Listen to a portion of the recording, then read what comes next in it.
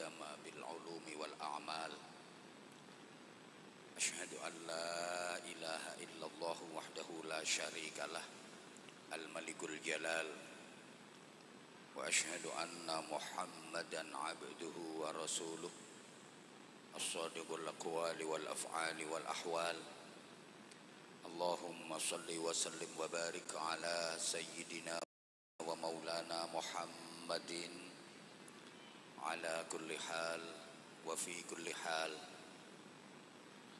وعلى آله وأصحابه أهل الصدق والكمال سبحانك لا علم لنا إلا ما علمتنا إنك أنت العليم الحكيم رب اشرح لي صدري ويسر لي أمري واحلل عقدة من لساني يفقهوا قولي واجعل لي وزيرا من أهلي أما بعد ulama anal kurama, para alim ulama, para kiai, bunyai, bil khusus Habib Hasan bin Ali Al-Musawwa bersama Syababul Mustafa yang keren-keren, mudah-mudahan istiqomah mengajak dan membimbing umat untuk terus menggelurakan sholawat guna meraih syafaat Rasulullah Sallallahu Alaihi Wasallam. Pejabat pemerintah dalam semua tingkatan bersama jajarannya, Pak Camat, Pak Kapolsek, Pak dan Ramil, yang kita hormati, Kepala Kantor Kementerian Agama Kabupaten Pati, Kepala Kantor Urusan Agama, dan seluruh instansi terkait yang berkesempatan hadir, semuanya yang kita hormati, Komite Madrasah, kemudian the Head Master of Madrasah Aliyah Negeri 2 Pati, bersama Bapak dan Ibu guru, karyawan, karyawati, juga petugas TU, tukang urek-urek,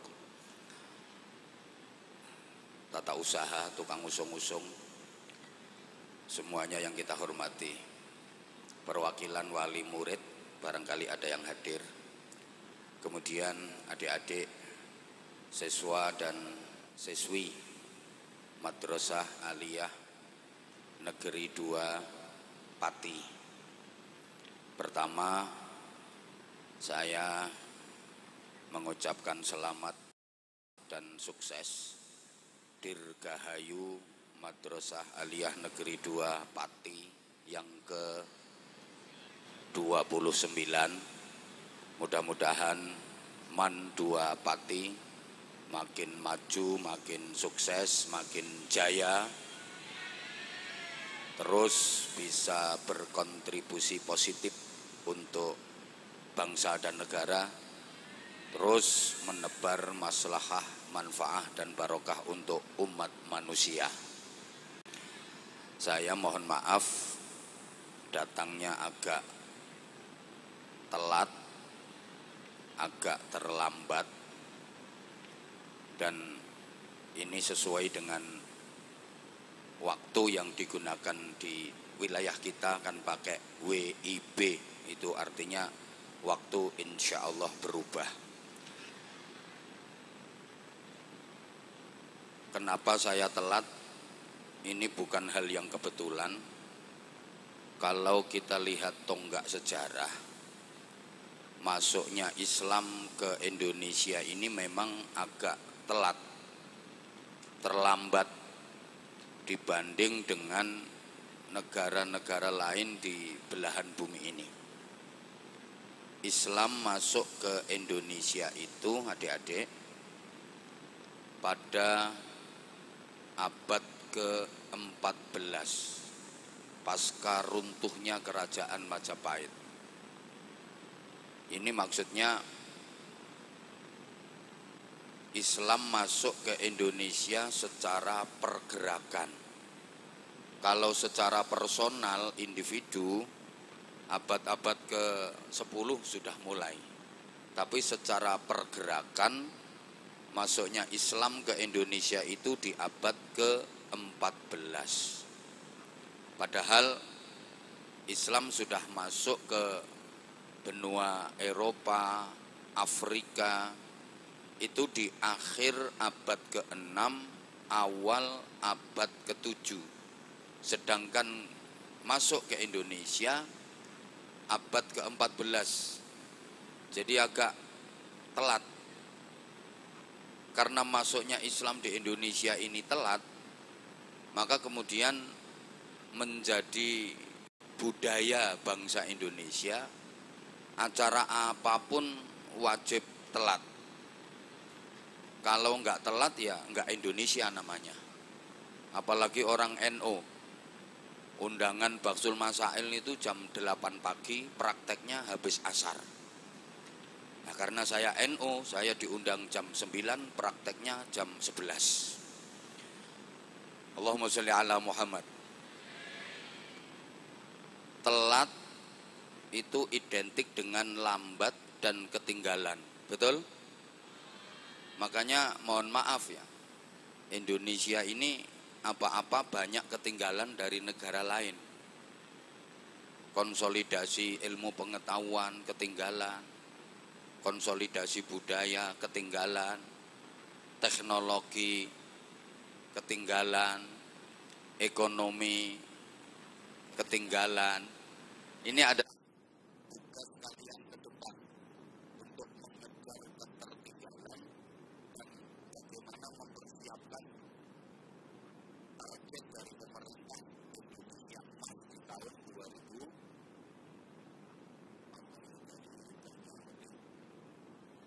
Di tahun 2000 itu ya saya ajak belajar sejarah ya. Nanti kita kaitkan dengan kekinian peradaban dan ilmu pengetahuan. Islam masuk ke Spanyol, tahu Spanyol ya? Pulau terakhir, tempat terakhir pulau negaranya Barcelona, Real Madrid, Atletico Madrid, Valencia, Osasuna, Villarreal. Apa loh itu kita dulu? Islam udah masuk ke Spanyol itu ada ketujuh, dibawa oleh Torik Bendia, sampai melahirkan ulama kali terdunia di bidang ilmu gramatika, ilmu tata bahasa. Namanya Muhammad Jamaluddin bin Abdullah bin Malik Al-Jayyuni Al-Andalus, yang ngarang kitab Alfiyah Ibnu Malik yang dipelajari di hampir seluruh pesantren di Indonesia. Jadi yang ngarang kitab Alfiyah Ibnu Malik, nagok ilmu nahwu yang fenomena itu, ternyata adalah orang Spanyol. Itu wong Melayu. Halo? Wong Melayu ngarang kitab paling terpilih Fathul Ghani.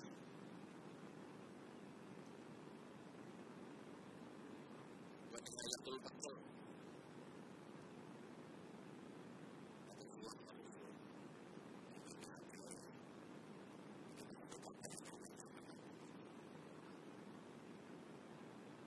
Islam sudah masuk Rusia, itu juga abad ke-7. Saat bin Abi Waqqas, sahabat Nabi, merintis perjuangan Islam dari Azerbaijan. Islam sudah masuk ke Mesir dan beberapa negara Afrika awal abad ke-7. Ketika Amr bin As ditunjuk Nabi menjadi gubernur di sana. Islam masuk Irak yang membawa Khalid bin Walid awal abad ke-7. Islam sudah sampai ke Irak dibawa oleh Abu Ubaidah bin Jarrah awal abad ke-7. Ada ulama fikih terkemuka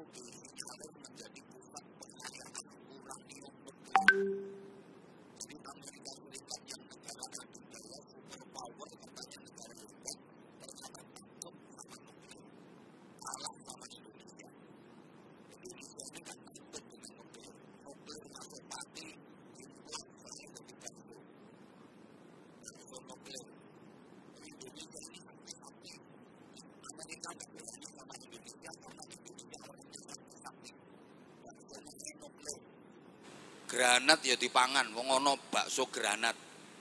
Malah di Surabaya itu ada rawon setan. Ada soto gendruwo. Jadi ternyata orang Indonesia itu sakti-sakti. Bocah cilik-cilik lho panganane molen. Kapal selam ya dipangan. Tongseng lho doyan wong Indonesia. Tong karo seng doyan.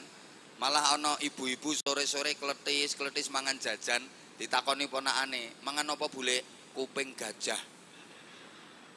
Jadi ternyata Indonesia ini orangnya sakti-sakti. Maka nggak ada negara sehebat Indonesia. Kalau orang Amerika sudah bisa sampai ke bulan, di sana cuma main-main, masang satelit terus ngencepno gendero. Indonesia lebih hebat. Wong Indonesia blonjone ae nom matahari. Ayo kurang panas piye?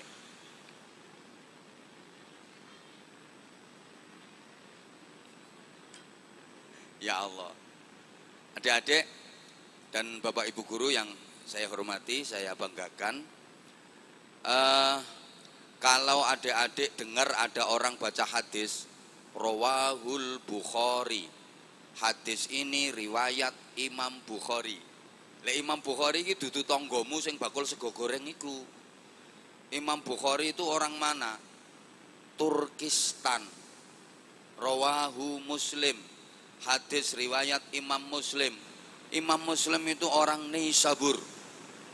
Madzahibil arba'ah, imam madhab 4. Coba diurut. Nu'man bin Thabit Az-Zawqi, al-ma'ruf bil Hanafi. Imam Hanafi itu orang Palestina. Kemudian Imam Maliki orang Madinah. Imam Syafi'i Muhammad bin Idris Asy-Syafi'i orang Ghuzzah. Imam Hambali orang Baghdad. Imam Ghazali orang Persia. Imam Hasan bin Ali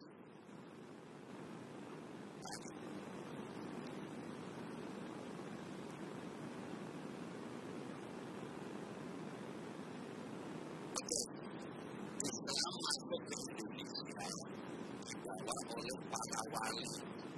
Mungkin adik-adik kenal dengan Wali Songo, betul? Wali Songo itu ada beberapa generasi. Yang paling terkenal dan adik-adik kenal itu generasi ketiga. Menyebarkan Islam ke Indonesia. Yang akhirnya sukses besar. Islam bisa menjadi agama dari mayoritas penduduk Indonesia yang tadinya masih Hindu, Buddha, kepercayaan kubur-kubur, kejawen, kelenteng. Kelenteng itu ya semisal ini pelet, melampir, gendong, kiroro kidul, kiroro lor, kiroro etak, kiroro kulon, kiroro tengah, kiroro pojokan, wa'ala ali, waswabiya, asma'i.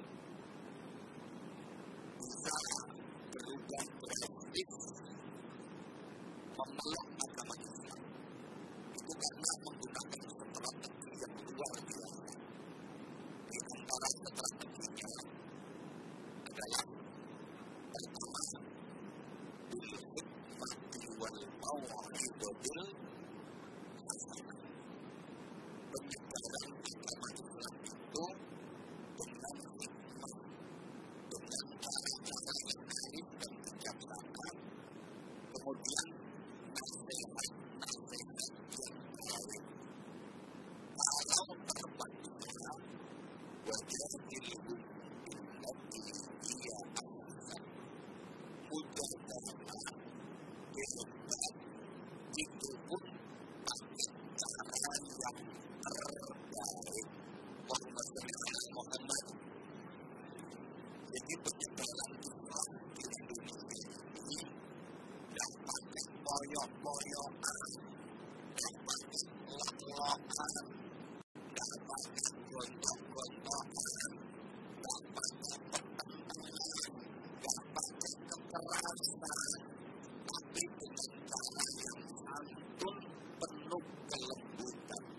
wal yatalattaf, dan berlemah lembutlah kamu dalam beragama. Berlemah lembutlah kamu dalam menjalani kehidupan. Berlemah lembutlah kamu dalam menyebarkan agama. Islam gak pernah mengajarkan kekerasan, karena Islam sadar sepanjang sejarah peradaban umat manusia, selamanya kekerasan gak akan pernah bisa menyelesaikan masalah. Maka kalau ada guru yang ngajar murid-muridnya pakai cara kekerasan, itu berarti menodai nilai-nilai ajaran Islam.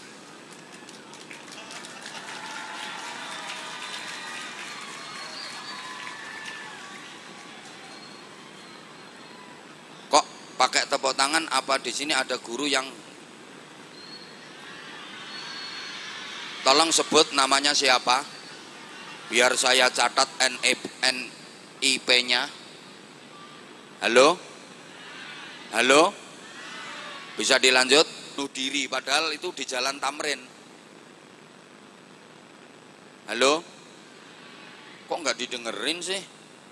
Saya minta waktunya nggak lama-lama kok, paling 20 menit saja.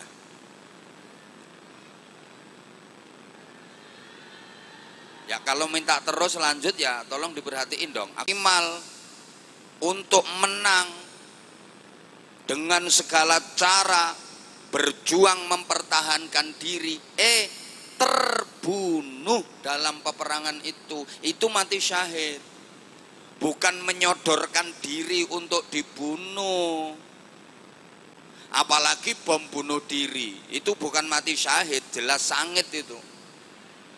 Bukan jihad itu, tawasud, moderat, ndak ke kiri, ndak ke kanan.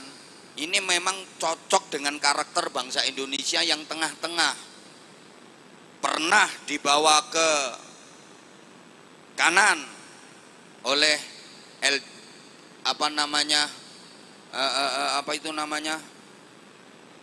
NII, mau dijadikan negara Islam, nggak cocok. Pernah mau dibawa ke kiri oleh komunis, Indonesia mau dijadikan negara komunis, nggak cocok. Islam di Indonesia ini tawasud, moderat.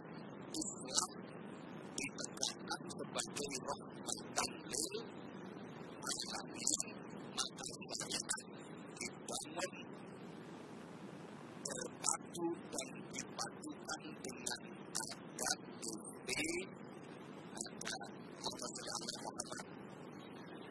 Bapak Ibu dan adik-adik, adat ini tradisi budaya itu penting apa penting? Yang lebih penting mempertanyakan yang penting apa penting? Adat, tradisi, budaya itu penting. Sesuatu yang baik kalau sesuai dengan budaya ini jadi kacau. Hal yang baik kalau tidak sesuai dengan situasi dan kondisi bisa jadi kacau loh. Bisa jadi kacau loh. Contoh ini, Al-Quran itu kebenaran absolut, mutlak benarnya, sedikit pun tidak ada yang salah. Itu Al-Quran. Tapi kalau misalnya ada ayat Al-Quran yang dibaca tidak sesuai dengan situasi, bisa kacau loh. Ada ayat Al-Quran yang dibaca tidak sesuai dengan kondisi, bisa kacau loh. Contohnya ini, ada acara yang pernikahan. Ini mempelai pria, mempelai wanita, pengantin yang sudah duduk di pelaminan. Kemudian MC-nya mulai bicara. Bapak-bapak, ibu-ibu, dan saudara-saudara sekalian, para undangan yang hormati, sama-sama kita saksikan kedua mempelai yang duduk bersanding di pelaminan. Mohon restu dan doanya. Semoga kedua mempelai bisa membina memiliki rumah tangga yang sakinah, mawaddah, rahmah dan barokah. Sesuai dengan bingkai firman Allah, kullu nafsin dha'iqatul maut.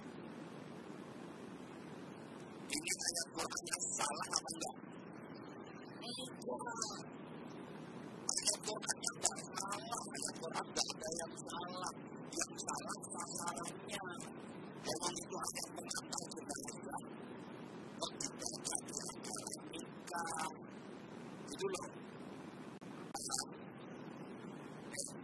Mengucapkan salam itu itu menjadi budaya di masyarakat kita. Ucapan adalah doa. Mengucapkan salam itu menjadi bagian dari budaya bangsa Indonesia. Ini keren. Ucapan selamat itu ketemu di waktu pagi ya selamat, pagi ketemu di sore hari ya selamat, ketemu malam hari ya selamat. Jawab dengan ada yang lagi ulang tahun dan kasih ucapan selamat ulang. Kayak ini selamat ulang tahun. Ada yang bepergian dia kasih ucapan selamat jalan. Ketemu ya selamat jumpa. Pisahannya ya selamat tinggal. Ini bangsa kita ini keras. Sampai di kendaraan besar itu juga biasanya ada tulisan utamakan. Selamat.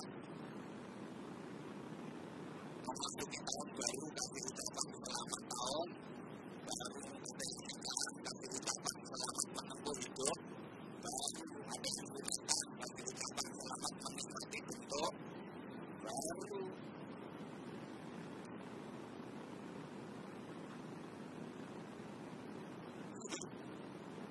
Orang Jawa itu ya punya kata lagi jalan selamat.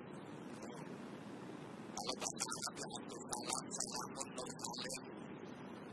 Kalau itu yang selamat, selamat yang maju yang selamat ini. Ini keren. Mengucap salam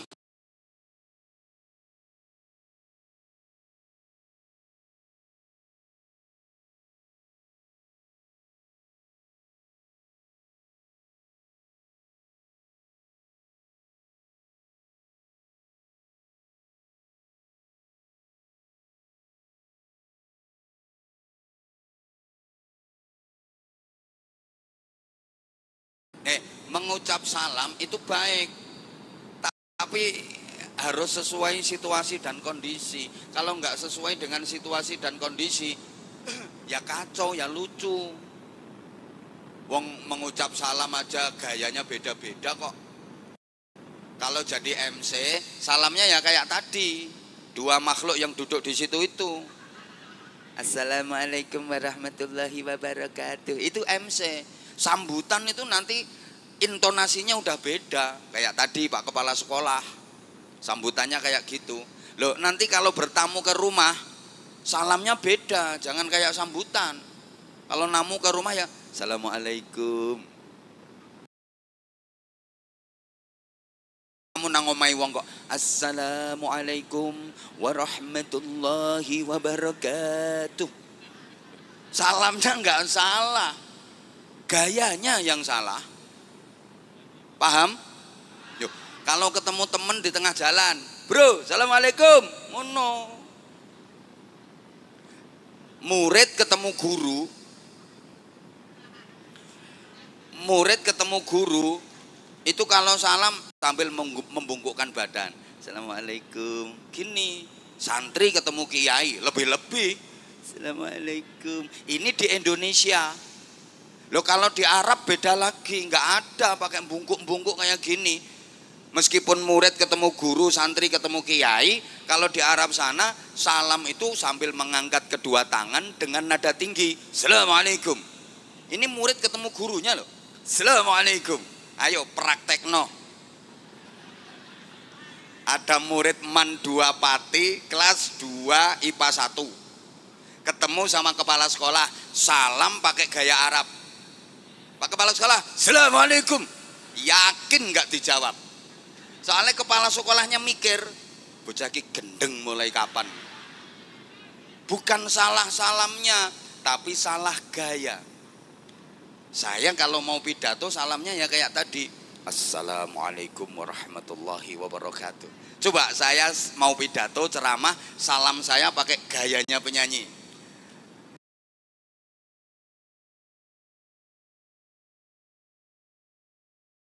Happy banget bisa nikmatin brownies yang masih hangat saking pengirimannya cepat. Apalagi sekarang kan ada jaminan 1 jam sampai.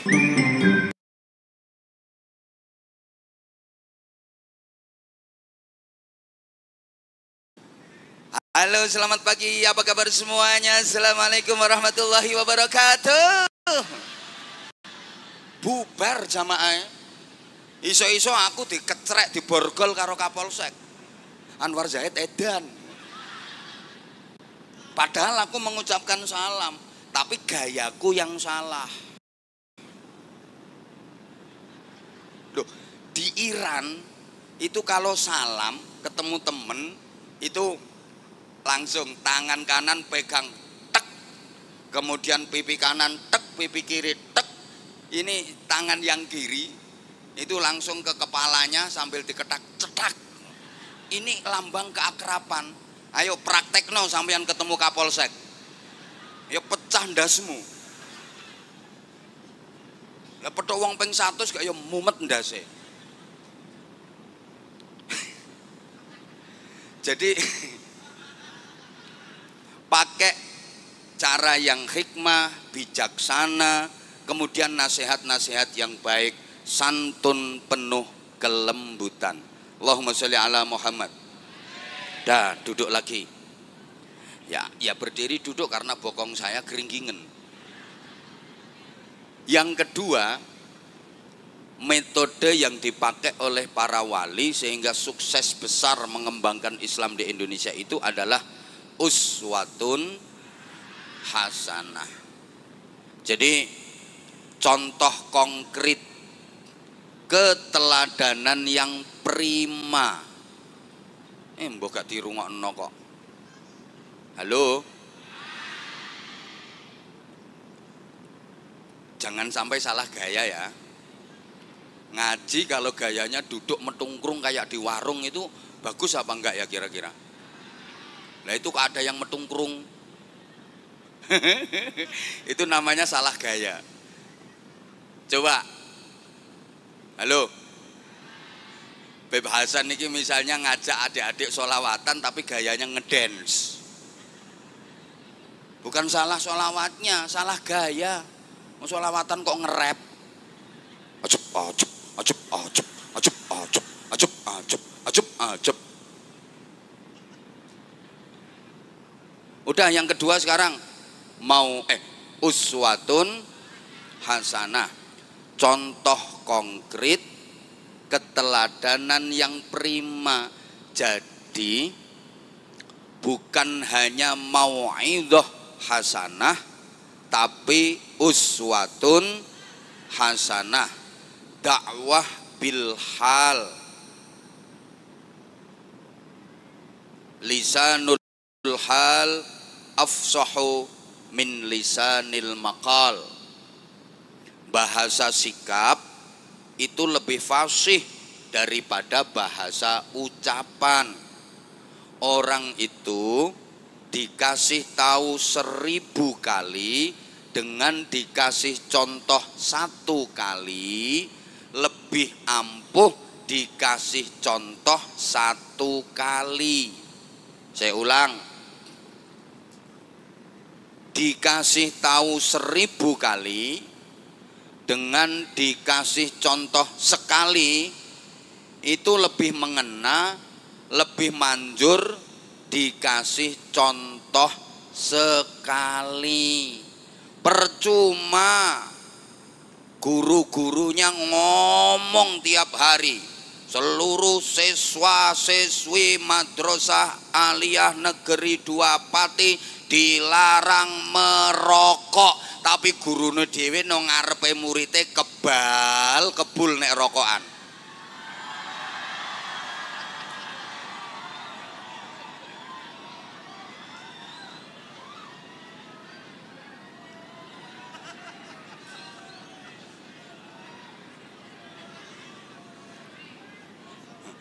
Gurune sing ngerokok langsung delik nang jero toilet ya lho.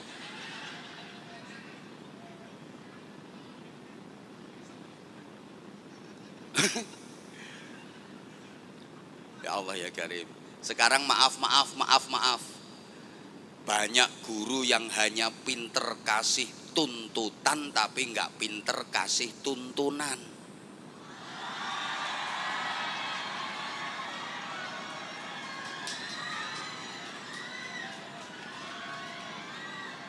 Katanya guru harus digugu dan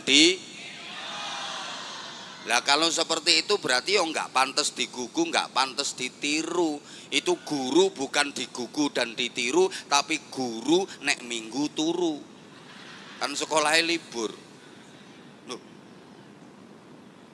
Kita itu maaf ya Bapak dan Ibu.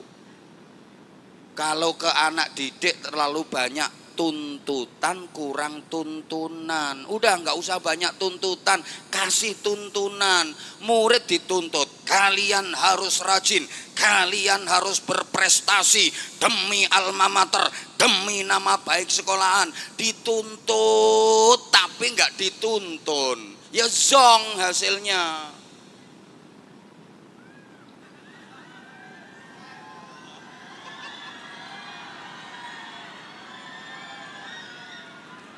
Ben disorai muridnya ya bene.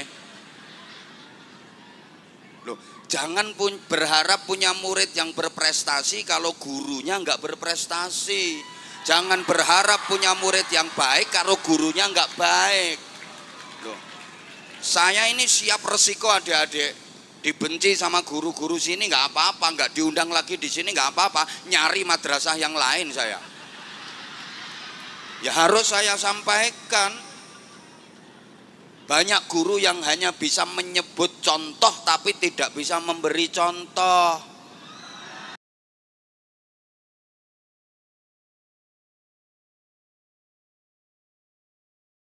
Itu loh, sekolahan itu contohnya setiap olimpiade juara olimpiade, juara sains, itu contohnya sekolahan sana itu contohnya. Lah muridnya kalau pinter, lah mereka berprestasi karena diberi contoh yang baik oleh gurunya, karena guru pembimbingnya berprestasi, Pak.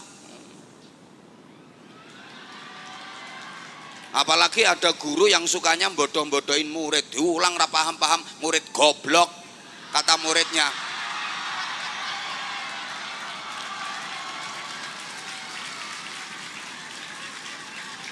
Kamu itu udah dijelasin berkali-kali, kemarin udah dijelasin, sekarang dijelasin lagi, masih juga nggak paham, nggak ngerti. Murid goblok, kata muridnya. Pak, kalau saya nggak goblok, Bapak nggak jadi guru, Pak.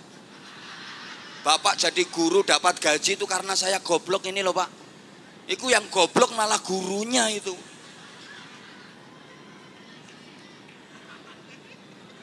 Gurune minggat kabeh ya bene.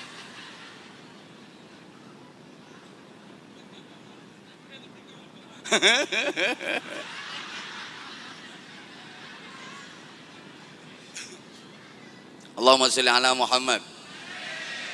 Maaf. Saya sering sampaikan kritik ya.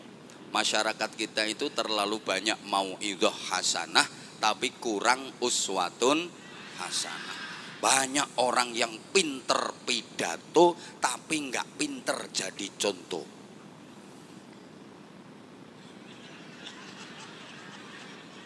Sopo ngomong contohnya sing nyekeli mic mau? Mau tak jahit lambemu. Pandai berceramah tapi nggak pandai jadi uswah.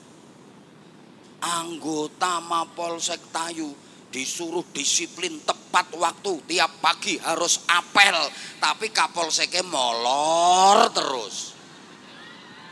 Misalnya, ini Kapolsek perlu dimutasi. Kalau misalnya seperti itu, dan ini contoh kok. Halo? Ya Allah, coba. Banyak orang yang pandai berceramah tapi nggak pandai jadi uswah, pandai berorasi tapi nggak pandai berekspresi. Duh, di Indonesia ini coba adik-adik, acara apa yang nggak ada mauidhah hasanahnya? Semua acara ada mauidhah hasanahnya. Ulang tahun sekolahan nih ono mauidhah hasanah. Mulai kelahiran sampai kematian itu loh ada mauidhah hasanah. Betul? Peringatan Maulid Nabi, mauidhah hasanah. Peringatan Isra Mi'raj, mauidhah hasanah. Menyongsong Ramadan, mauidhah hasanah. Peringatan nuzulul Quran, mauidhah hasanah. Halal bihalal, mauidhah hasanah. Keberangkatan haji, mauidhah hasanah. Pulang haji, mauidhah hasanah. Mulai lamaran, mauidhah hasanah. Pernikahan, mauidhah hasanah. Sepasaran, mauidhah hasanah. mantene meteng walimatul hamil mauidhah hasanah, duwe anak walimatul tasmiyah mauidhah hasanah, walimatul aqiqah mauidhah hasanah, walimatul khitan mauidhah hasanah, walimatul nikah mauidhah hasanah. Saya udah pernah diundang semua, makanya bisa cerita. Saya yang belum pernah diundang itu cuma satu acara, mauidhah hasanah dalam rangka walimatul pegatan. Lu setiap acara ada mauidhah hasanahnya, tapi kok nggak bisa membawa perubahan ke arah yang lebih baik kepada yang di mauidhah hasanahi. Kenapa? Ya karena cuma mauidhah, bukan uswah. Lo kadang ada orang mauidhah kasih nasihat, jangan menggunjing, jangan mengerasani. Ayat Qur'annya dibaca, wala yaghtab ba'dukum ba'dha. Jangan satu di antara kalian saling menggunjing, karena menggunjing, ngerasani, menjelek-jelekan orang lain itu seperti menikmati hidangan bangkai saudaranya. Ayuhibbu ahadukum ayyakula lahma akhihi maitan fakarihtumu. Makanya jangan ngerasani. Orang yang suka ngerasani itu seluruh amal ibadahnya dihapus pahalanya oleh Allah Subhanahu wa taala. Andaikan orang tahu dosanya ngerasani, disuruh memilih ngerasani sekali jedet sama berdiri mematung, nggak gerak, nggak ngomong selama 70 tahun, dia akan lebih memilih berdiri kayak patung, nggak bicara, nggak gerak selama 70 tahun daripada ngerasani sekali. Maka ngerasani itu dosa besar karena tercantum dalam Al-Quran. Jangankan di akhirat, di dunia saja orang yang suka ngerasani pasti hidupnya sengsara dan menderita. Contohnya tetangga saya, loh ini malah ngerasani tanggane.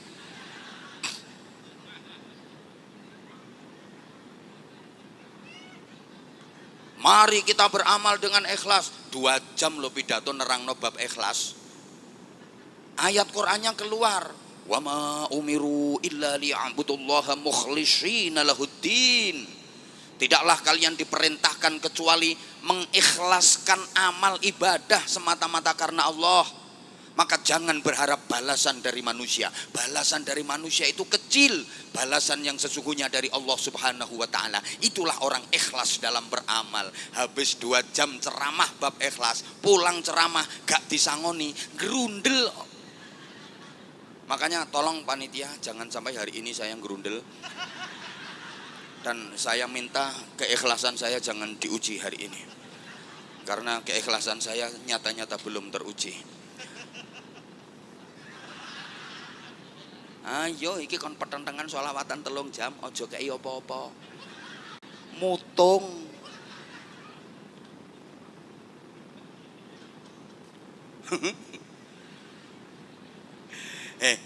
Kalau kiai dulu, ulama dulu sukses dakwahnya itu karena lesannya adalah tindakannya, ucapannya adalah perbuatannya. Apa yang dikatakan dikerjakan. Ini pakai teori ini Kanjeng Nabi. Ana awwalu fa'ilin ala ma amartukum bih. Aku adalah, kok loncat-lanjut sekarang itu hitungannya per menit. Aku itu mulang ning kelas saya jam-jaman kok. 1 jam 45 menit ya 45 menit. Ngono lho. Ada guru ngajar jame molor, muridnya jelas gak seneng.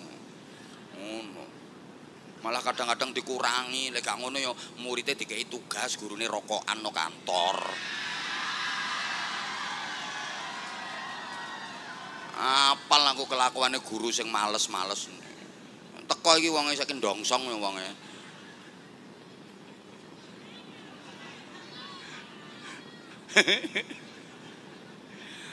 Ana awwalu fa'ilin ala ma amartukum bih. Aku adalah pelaku pertama dari semua yang aku perintahkan kepada kalian. Jadi kalau aku memerintahkan kalian, aku adalah pelaku pertamanya. Itu prinsipnya Rasulullah, bukan omong doang, omon-omon. Halo? Jadi kalau kiai dulu itu ya pidato ajak-ajak tahajud, emang kiainya istiqomah tahajudnya, nggak pernah absen sholat tahajudnya. Nah sekarang kan cuma teriak-teriak, mari kita melaksanakan qiyamul lail kalau ingin diangkat derajatnya dunia akhirat. Wa minal laili fatahajjad bihi nafilatan lak asa ayyab'atsaka rabbuka maqaman mahmuda. Kalau ingin mulia derajatnya diangkat oleh Allah dunia akhirat, kerjakan sholat tahajud tiap malam. Yang ceramah sendiri enggak pernah tahajud. Ada apa enggak? Ada apa enggak? Orangnya datang? Mana? Oh yang bawa mic, matur suwun.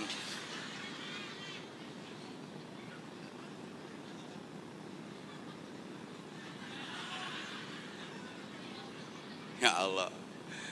Mari kita jaga kebersihan, ciptakan lingkungan yang bersih.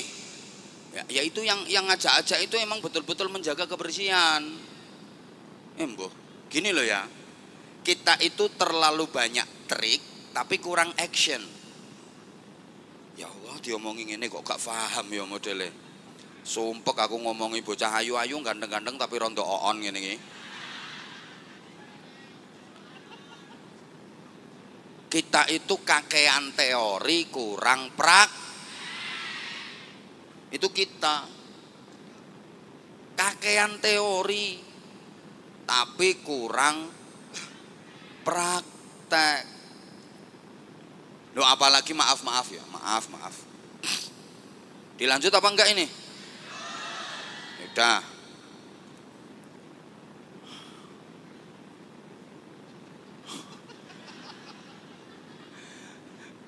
Hanya sebatas teori. Maaf banget.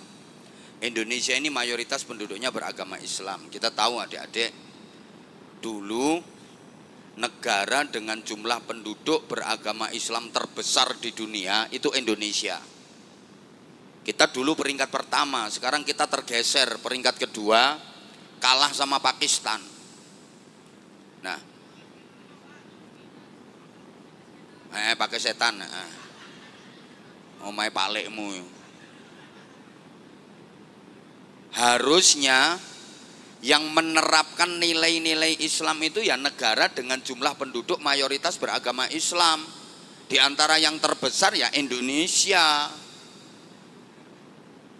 Kita punya trik an-nadhafatu minal iman. Kebersihan itu bagian dari iman. Loh, harusnya negara kita ini negara yang terbersih dong. Tapi kenyataannya survei membuktikan kota yang betul-betul terbukti kualitas dan terjaga kebersihannya, kota paling bersih di dunia ini mana? Singapura, Tokyo, Venezuela. Tayu jere. Lah yang itu bukan kotanya orang Islam. Coba, saya pernah ke Singapura adik-adik. Ya Allah, beberapa kali. Ngapain ke sana? Ngarit. Oh, tak antemi pisan. Wah. Loh, beberapa kali gini-gini udah sering ke luar negeri. Ya Allah, rumangsamu koyo dirimu ngutek no tayu. Urip model opo? Gini-gini udah sering ke Singapura.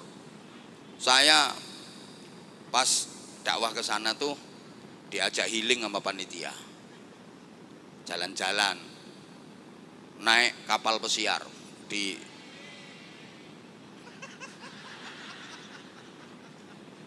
Allah ya Karim, manjane susah ngomongi bocah desa susah. Ya, di sungai, ya mesti naik kapal masuk ning kuburan ya. Di sungai. Itu adik-adik. Jadi sungai di Singapura itu airnya betul-betul bersih, jernih, bening,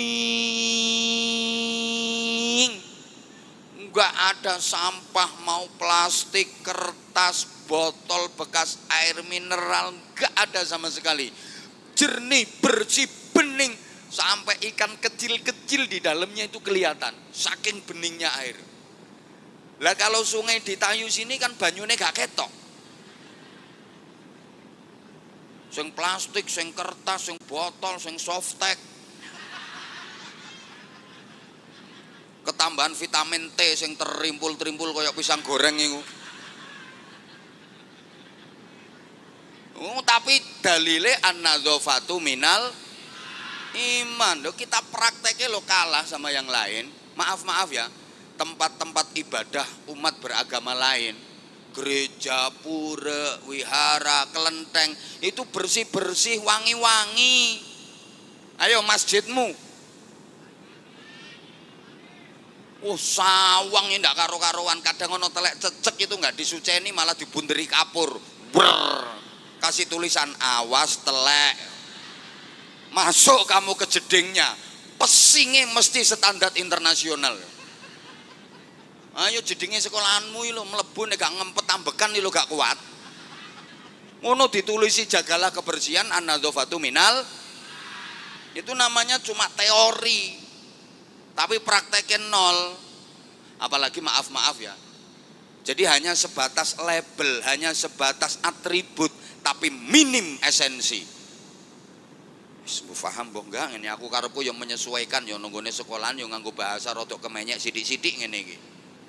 Hanya atribut tapi minim dari esensi. Hanya label tampilan tapi miskin nilai. Apalagi maaf ya, kita ini udah masuk wilayah ekstrim ritual. Maksudnya apa? Segalanya diagamakan, dikaitkan dengan agama. Masyarakat Indonesia gitu. Coba toh. Masjid, gereja, pura, wihara, kelenteng itu disebut rumah ibadah. Masa omah kok ibadah? Masjid itu rumah ibadah. Sama tahu roh, masjidmu rukuk, masjidmu gobek-gobek zikir. Lah itu disebut rumah ibadah kok. Baju yang dipakai sama anak-anak itu namanya baju muslim. Padahal bajumu nggak pernah mengucapkan 2 kalimat syahadat. Busana muslimah kapan nek syahadat? Peci yang warnanya putih itu diarani peci haji. Padahal urung tau roh Mekah lho. Wong itu tukune nang pasar Tayu. Loh, bahkan adik-adik di Kediri itu ada tahu namanya tahu takwa. Tahu itu namanya tahu takwa. Berarti tahunya menjalankan perintah-perintah Allah dan meninggalkan larangan-larangan Allah. Takwa kok. Barangkali adik-adik mau niru enggak apa-apa, bikin tempe iman. Onde-onde ikhlas. Tape subhanallah. Geduk naudzubillah min dzalik.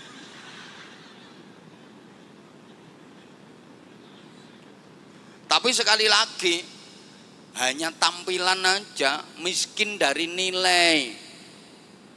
Pengajian ini kadang yo mek menang gebyare tok, sholawatan menang gebyare tok. Mbah dirungokno mbah enggak iki aku ngomong ini iki.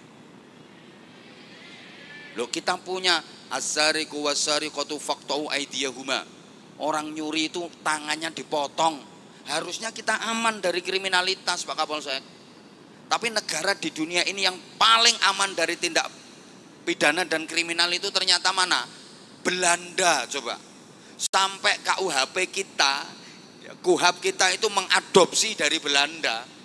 Belanda itu bukan negara Islam, tapi paling aman dari maling. Sampai di Belanda itu ada 25 penjara tidak berpenghuni. Neng Indonesia overload kabeh penjara-penjara itu.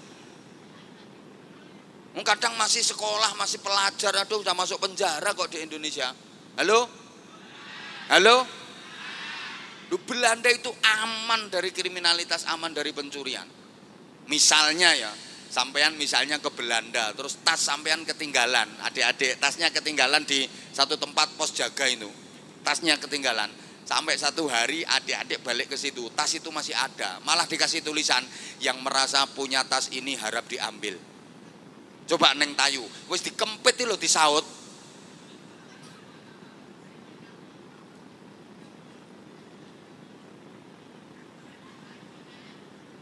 Mbok paham mbok enggak ngene. Allahumma sholli ala Muhammad. Allahumma sholli ala Muhammad. Nah, ini berarti tantangan buat kita. Kita yang punya teori, tapi yang mempraktekkan orang lain. Harusnya kita ini menjadi umat yang terbaik dibanding umat-umat yang lain. Adik-adik, udah, biar nggak lama-lama. Terakhir. Piye karepe kok iso gak oleh wis sing. Woi. Woi. Kok iso gak oleh wis lho karepe piye? Yang ketiga sekarang. Yang ketiga, metode yang dipakai itu adalah akulturasi budaya. Budaya yang ada di tengah-tengah masyarakat itu tidak dihabisi, tapi diislamisasi. Jadi para wali, para ulama dalam mendakwahkan Islam itu mengetotkan itu, mengintili budaya, tradisi di masyarakat, nggak diberangus, nggak diberantas habis, tapi diislamisasi. Rohnya yang dirubah, nilainya yang dimasuki ajaran-ajaran Islam. Allahumma sholli ala Muhammad. Sehingga mudah diterima oleh masyarakat. Ini budaya, ini agama, ini tradisi, ini islami, ini adat, ini syariat. Itu tidak dipercekcokkan tapi dipadukan, tidak dipertentangkan tapi dijodohkan, sehingga penyebaran Islam meraih sukses besar. Beda dengan gaya yang dipakai oleh para penjajah. Belanda menjajah Indonesia itu lama loh, ratusan tahun. Bukan hanya menjajah ekonomi, tapi mereka juga menjajah akidah maunya. Mereka juga menyebarkan agama. Tapi agama yang ditawarkan oleh Belanda, oleh penjajah, nggak laku di masyarakat kita. Kenapa? Sebab penjajah itu kalau ke masyarakat kejam, kereng. Lah kalau para wali, para ulama kita itu nggak kejam, nggak kereng, pendekatan persuasif, makanya masyarakat seneng. Contoh, mbah-mbah kita dulu itu jangan dikira belum mengenal Tuhan, sudah, tapi belum kenal Allah, sudah nyembah, yang disembah itu Sang Hyang.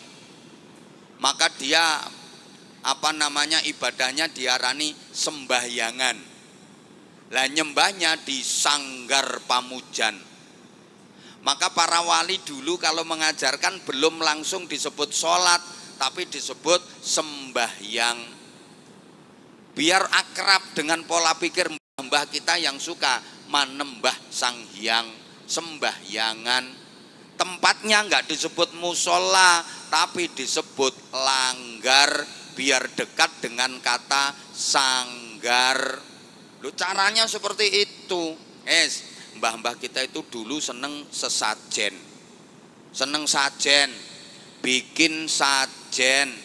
Sajen itu bikin makanan, ada nasi, ada ayam panggang, macam-macam buah, bahkan kadang-kadang potong kambing, kemudian nanti dimasak, terus dipersembahkan untuk yang dikeramatkan. Sang Hyang Sopo kono, halo, dibawa ke tempat-tempat yang dianggap keramat, dianggap angker, dipersembahkan kepada yang dipertuhan. Loh, ini sama para wali, sama para ulama dulu nggak langsung dihabisi, nggak langsung diberantas total, dibiarkan, namanya dirubah jadi selamatan. Masaknya tetap masak nasi.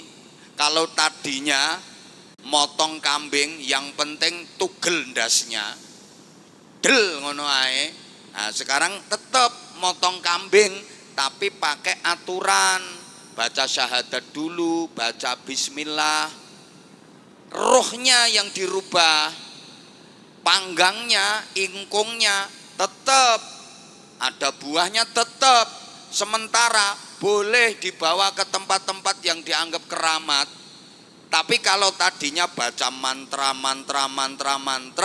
dirubah dengan kalimah-kalimah thayyibah, dirubah zikir, dirubah doa, tidak dipersembahkan kepada Ki Danyang Nyai Danyang, tapi selamatan, sodakoan, takorub, mendekat kepada Allah. Mulane